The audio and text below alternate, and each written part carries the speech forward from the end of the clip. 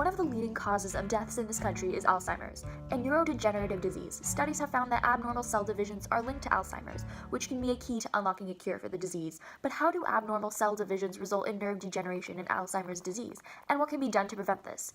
Abnormal cell divisions cause nerve degeneration by causing cells to prepare for the division process and stopping midway, which will cause death and lead to brain damage. By living a healthy lifestyle and eating a healthy diet, this disorder can be prevented as it keeps your cells in good health.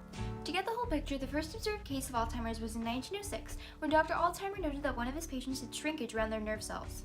Throughout the 20th century, advances in medicine technology allowed the effects of Alzheimer's on the brain to be more thoroughly researched.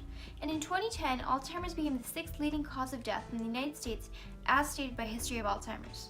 To summarize Alzheimer's, it is a neurodegenerative disorder prevalent in the elderly that causes dementia, loss of memory, and thinking. The severity of it increases over time, and it eventually leads to difficulty swallowing, speaking, and walking. Scientists found that proteins called amyloid precursor proteins and tau proteins play a role in this. These proteins form deposits called amyloid plaques that eventually tangle up and interfere with cell communication.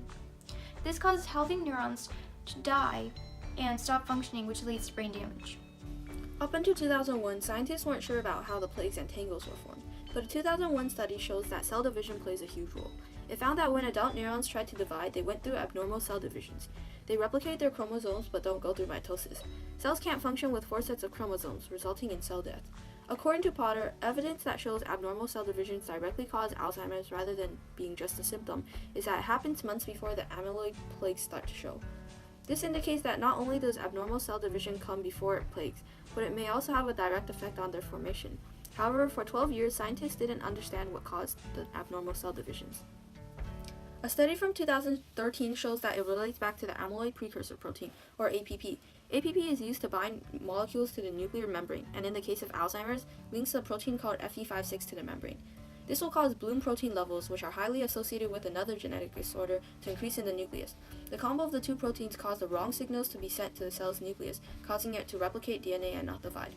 Through this, it can be understood that the symptoms of Alzheimer's lead back to proteins interfering with the neuron's cell division. As far as preventing the disease goes, physical activity and a healthy diet can support brain health to prevent Alzheimer's, according to Discover.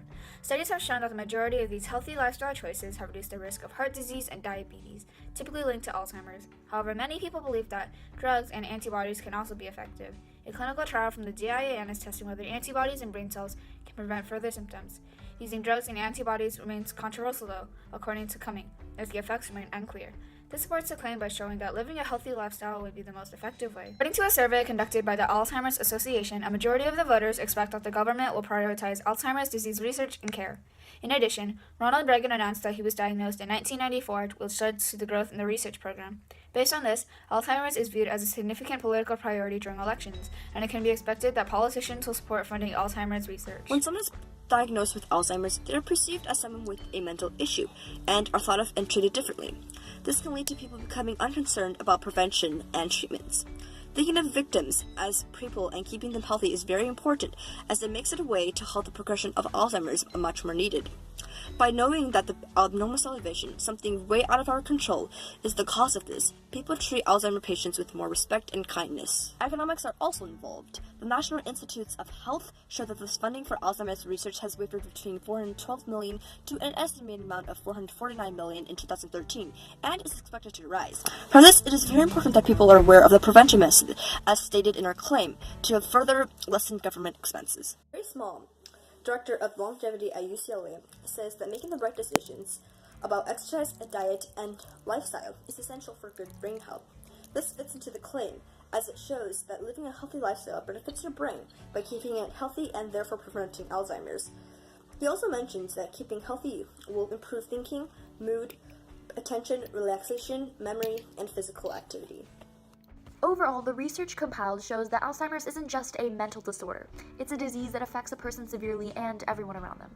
By understanding the causes and easy ways to prevent it, the government can spend less money, Alzheimer's victims can be more understood, and fewer people could be affected.